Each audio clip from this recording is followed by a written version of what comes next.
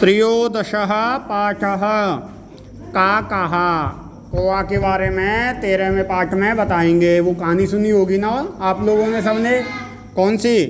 कौआ प्यासा था, घूम रहा था जल की खोज में, उसको एक घड़े में जल मिला, फिर वो जल बहुत नीचा था, कैसे पानी पिए, फिर गया कंकड़ देखे, कंकड़ डाले, एक एक करके जल ऊपर आ गया, पानी पी के कौआ प्रसन्न हो गया।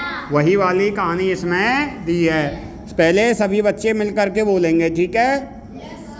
एकः का कहा, तृषा पीडितः, एकः काकः तृषा पीडितः, जलं न लभत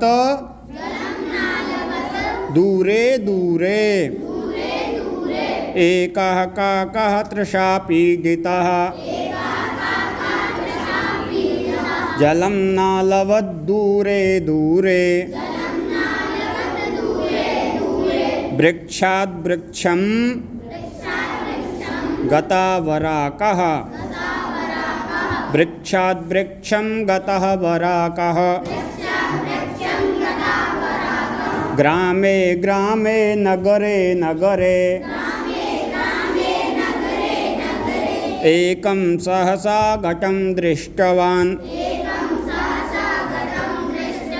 एकं सहसा घटं दृष्टवान्,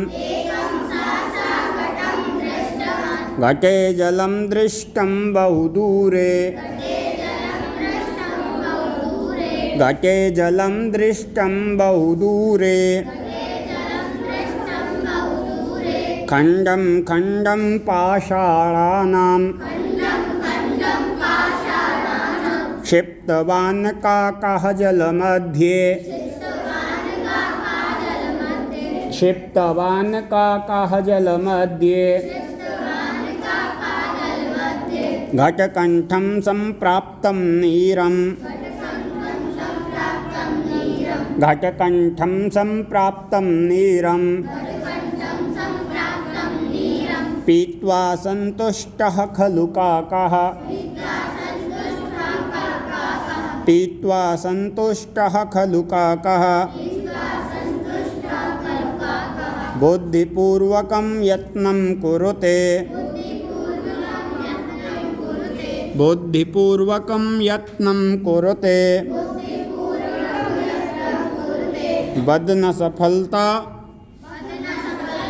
बद्न सफलतां लभते काकः, बद्न सफलतां लभते काकः। अब इसका अर्थ समझेंगे आप सभी, ठीक है? सबसे बोलना आ गया ना? अच्छे से? बहुत बढ़िया। आप सबको भी आ गया? बहुत बढ़िया। देखो, एकः काकः तृषा पीड़िता, एक कौआ किससे पीड़ित है? वो प्यास से पीड़ित। हाँ, पीड़ितः व्याकुल है, पीड़ित है, परेशान है। और जलम ना लभत दूरे दूरे, लेकिन उसको पानी दूर दूर तक नहीं प्राप्त हुआ। हाँ, पानी की इच्छा से वह दूर दूर तक घूम रहा है कि कहीं जल मुझे मिल जाए, जल मुझे मिल जाए, मेरी प्यास बुझ जाए, लेकिन उसको जल नहीं मिला। हाँ, पानी नहीं मिला, दूर दूर तक भी पानी उसको प्राप्त नहीं हुआ। वृक्षाद् वृक्षं गतः वराकः, वो बेचारा जल की खोज में एक वृक्ष से दूसरे वृक्ष, दूसरे वृक्ष से तीसरे वृक्ष, ऐसे ही घूमता रहा, चलता गया, लेकिन उसे जल की प्राप्ति नहीं हुई। उनके वृक्ष से वृक्ष, वृक्ष से वृक्ष कहाँ गया? उनके ग्रामे ग्रामे नगरे नगरे, एक वृक्ष से दूसरे वृक्ष पर, किसी गांव में गया, दूसरे गांव में गया, नगर में गया, दूसरे नगर में गया, लेकिन उसको जल की प्राप्ति नहीं हुई। हाँ, एक वृक्ष से दूसरे वृक्ष पर, दूसरे से तीसरे तक, एक गांव में पहुंच गया, भाई अकबरपुर में आ गया। वो अकबरपुर में देखा, यहाँ भी उसको जल की प्राप्ति नहीं हुई। फिर चौमा में चला गया, चौमा में भी प्राप्ति नहीं हुई। फिर वो मथुरा चला गया, वृक्ष वृक्ष को पकड़ पकड़ के, वहाँ भी उसको जल की प्राप्ति नहीं हुई। फिर देखो, एकम सहसा घटम दृष्टवान, अब उसने क्या देखा? अचानक एक किसको देखा? घट को देखा। किसको देखा? हाँ, घड़े को अचानक से उसने कौवे ने एक घड़े को हाँ, घटे जलम दृष्टम बहु दूरे, लेकिन घड़ा तो दिख गया। तो घड़ा में जाकर के जब उसने देखा तो उस घड़े में जो जल था वह बहुत दूर, वो कौवे की पहुंच से दूर, कौवा उस घड़े के द्वारा जल नहीं पी सकता। हाँ, अब देखो जल तो मिल गया, और कहाँ मिला? घड़े में मिला, लेकिन वो उसके काम का नहीं भाई, वो बहुत ज़्यादा नीचे था जल, अब वो पी नहीं सकता।